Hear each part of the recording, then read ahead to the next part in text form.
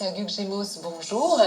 Vous êtes mon invitée ce matin, vous êtes journaliste et critique d'art. Vous avez eu une idée saugrenue, créer sur Internet un musée virtuel du sourire. Comment vous est venue cette idée ? Cette idée m'est venue un jour de 1995, jour de grève. J'étais dans un bus, le bus s'arrête en face du musée du Louvre et le bus se vide. Une passagère en face de moi me demande ce que je fais. Je lui dis que j'avais fait l'école du Louvre et que j'étais donc critique d'art. Et elle me dit, mais je suis parisienne, je ne suis jamais allée au Louvre. Et l'idée me vient d'organiser une visite du Louvre pour des personnes comme elle qui, du coup, ne seraient jamais allées au Louvre et qui souhaiteraient voir la Joconde, incontournable, mais aussi rentrer dans l'histoire de l'art à travers le prisme du sourire. Et c'est devenu le fil conducteur, sous l'angle de quelque chose de réjouissant, comment rentrer dans l'histoire de l'art par quelque chose d'accessible, compréhensible par tous. Il n'y a pas tant de sourire que cela dans l'histoire de l'art. Il y a des civilisations qui aiment ou pas le sourire. Exactement. C'est assez magique et ça donne aussi de la force et de la richesse et aussi beaucoup de curiosité à ces sourires qui surgissent dans toute cette période qui va du 3e millénaire jusqu'à aujourd'hui. Alors il y a des temps forts, il y a des artistes qui ont osé le sourire parce que c'est quelque chose de difficile qui, quand on écoute des artistes, finalement suscite pas mal d'appréhension et de peur. Qu'est-ce qui leur fait peur dans le sourire ? Ce qui peut prêter à sourire ? La séduction, la femme, le rapport à cette expression spontanée qui est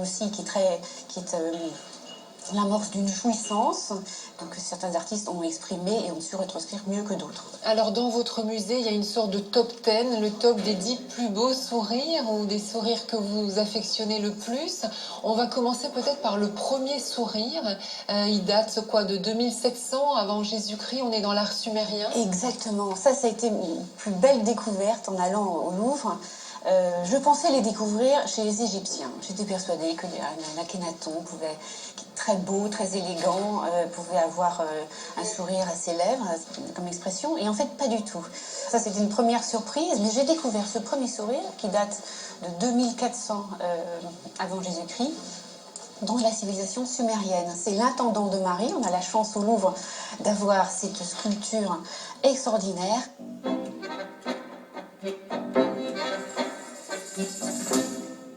Donc l'intendant, c'était un gouverneur. En fait, c'était une période qui était organisée en cité-État.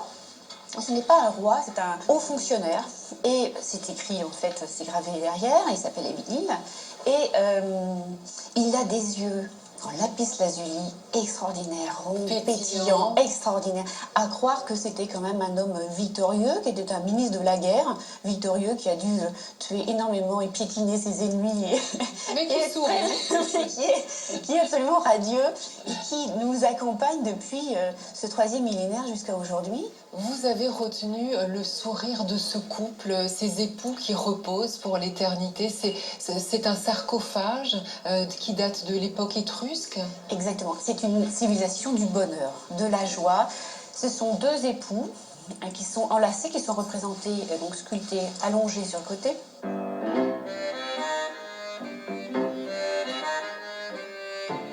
C'est une urne, en fait, funéraire. Et le couple est représenté homme-femme. Pourquoi ? Parce que la femme était considérée comme l'égale de l'homme et pouvait participer au banquet comme les hommes, ce qui n'était pas le cas en Grèce.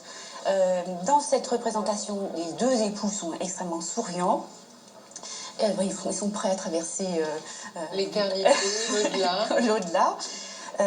Donc on voit la femme qui tient un alabastre qui verse du parfum, une petite grenade. Tout ça sont des symboles d'immortalité. C'est une image très très sereine qui nous laisse sur cette civilisation qui n'était pas pour la guerre, donc pacifiste, et qui malheureusement a disparu au 1er siècle évidemment. Alors on fait un grand saut dans le temps, on arrive au XVIIe siècle. Le peintre Frans Hals, lui c'est le peintre du sourire. Oui, il a fait énormément de portraits, Frans Hals, donc c'est ce peintre hollandais qui au début du XVIIe, Van Gogh disait de Frans Hals qu'il appréciait en tout cas son coup de crayon, sa façon de peindre d'un seul coup. Oui, avec une touche très vive. Très vive. Là, il nous donne une leçon de vie extraordinaire, Franz Hals. Est-ce qu'on peut essayer d'expliquer pourquoi il y a peu de sourires dans l'histoire de l'art? Alors, il y a toute la chrétienté qui a empêché l'expression du sourire. Parce que le sourire, pour eux, dans la Bible, c'est plutôt la joie. Et la joie s'exprime par le rayonnement, par différents symboles, mais qui n'est pas par l'expression du visage, qui laisserait sous-entendre une moquerie. Voilà. Parce que quand on sourit, alors on sourit, on l'a vu dans le documentaire, avec les dents ou sans les dents. Quand on monte les dents, on a un sourire qui se prête, voilà, on est dans la défense, dans l'autodéfense. C'est jamais neutre un sourire. Au XXe siècle, vous retenez deux œuvres. D'abord celle-ci de Picasso, La Pisseuse.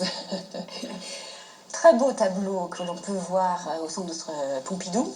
Et c'est très très ironique. Alors il y a peu de sourire quand même dans l'œuvre de Picasso. Il a beaucoup fait la femme qui pleure. Exactement. Et puis là, c'est une pisseuse.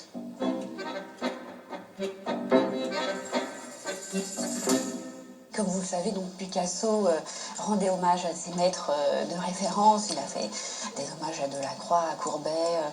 Là, c'est un hommage à Rembrandt. Et donc, dans cette représentation de Rembrandt, la femme soulève sa robe, est accroupie, se soulage, comme on dit, mais on voit très bien le jet. Donc, c'est une gravure très, très grivoise, enfin, assez osée à l'époque, avec le coup de crayon extraordinaire de Rembrandt.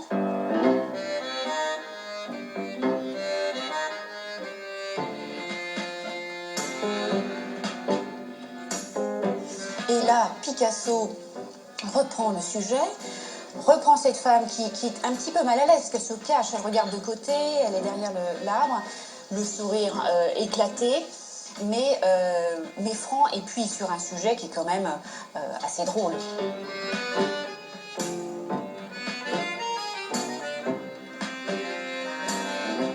Et puis il y a évidemment le sourire de Marilyn Monroe, revu et corrigé par Andy Warhol, le maître du pop art. Effectivement, magnifique tableau de Marilyn par Warhol, dans des couleurs très acidulées. En réalité, il est parti d'une photo, et puis il est venu simplement, il a reproduit, il a utilisé des projecteurs, il a redessiné d'après la photo, et puis il est venu colorier l'œuvre. Ce qui est intéressant, c'est qu'il l'a fait 2 ans après le suicide de Marilyn Monroe. Donc clairement, toute la presse en avait parlé, et donc ce qui met en avant, là, ce qui dénonce, c'est l'utilisation de l'image de Marilyn Monroe dans la société de consommation, qui était devenue donc un produit. Donc voilà, c'est son sourire éclatant, vendeur, on est dans glamour par excellence. C'est vraiment les lèvres pulpeuses, rouges, roses, qui sont détournées, parce que dans le sourire, il y a aussi quelque chose de grave. Est-ce que le sourire, il est là dans l'art contemporain, plus vivant, plus joyeux? Alors, j'en trouve tous les jours des sourires en art contemporain. Après, l'expression du sourire, elle peut apparaître sous différentes formes. Les artistes n'ont pas plus d'appétence pour le sourire aujourd'hui qu'autrefois. Et puis, il y a eu le pop art, il y a eu l'intégration de toutes ces images de la société de consommation. C'est tout un cheminement depuis le XXe siècle sur le sourire éclatant, le sourire hollywoodien qui a déjà été détourné par Warhol. J'ai une collection que j'essaie d'alimenter de plus en plus de sourires dans l'art contemporain, et pour autant, dès que je vois un sourire, il ne me plaît pas forcément. Oui, c'est pas un critère en soi. Non. Alors vous avez le sourire du Dalai Lama justement à nous proposer, qui est construit de façon très originale. Expliquez-nous. C'est effectivement le portrait du Dalai Lama, fait par un street artiste qui s'appelle Invader.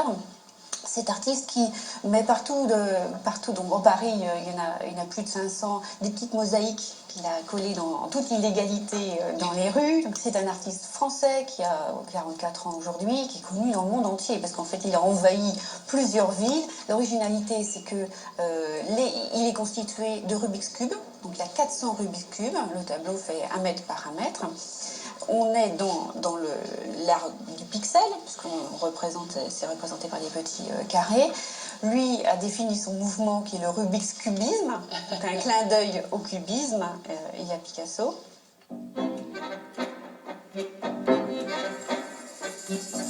Ce tableau est la pièce maîtresse du musée du sourire.